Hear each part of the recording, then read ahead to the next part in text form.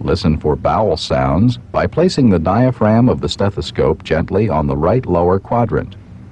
Listen to their pitch, quality, and frequency.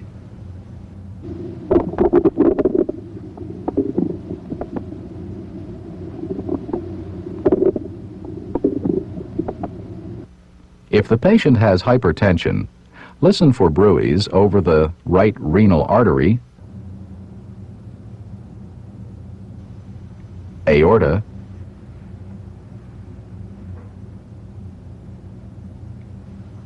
and left renal artery.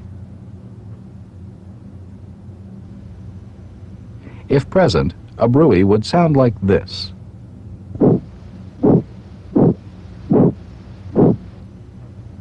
In a patient with hypertension, a bruit raises suspicion of renal artery stenosis, but most bruits have other causes.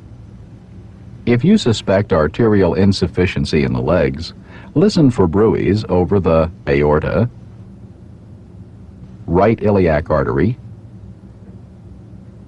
and left iliac artery. Then identify and listen over the right femoral artery and left femoral artery.